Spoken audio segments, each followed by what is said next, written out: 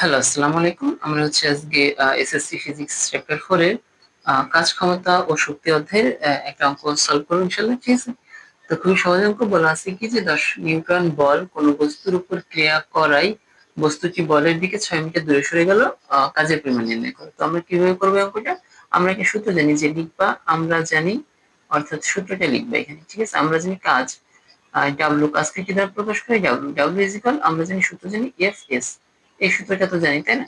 তো এখন দেখো এফ এর মান, এফ মানে কি? নিউটন, মানে বল। কত বল আছে এখানে? দেখো যে বল আছে 10 নিউটন। ঠিক আছে? এফ এর মান হচ্ছে 10 দেওয়া আছে, তাই আমরা 10 বসালাম। তোমরা চাইলে সেখানে দাগ দিয়ে কি কি দেওয়া আছে ওগুলো লিখে নিতে পারো। ঠিক আছে? যদি আমি লিখে দিই, আর এফ এর মান হচ্ছে কত? 10 নিউটন, এটা দেওয়া আছে কোশ্চেনে, তাই এফ এর মান 10 নিউটন। ঠিক আছে? আর এস মানে কি? কত মিটার দূরে সরছে? 6 মিটার দূরে সরে গেছে, অর্থাৎ এস ইজ ইকুয়াল হচ্ছে 6 মিটার। ঠিক আছে? এগুলো দেওয়া আছে, জাস্ট আমরা এখানে মানগুলো বসাই দিব, তাহলে আমাদের অ্যান্সার শেষ। ঠিক আছে? মানে 10 এর সাথে 6 গুণ করলে হবে কত? 60। তাহলে 60 জুল, এটা হচ্ছে আমাদের অ্যান্সার। ঠিক আছে? খুবই সহজ অঙ্ক, আশা করি বুঝতে পারছো। ঠিক আছে? তো এ পর্যন্তই, সবাইকে ধন্যবাদ।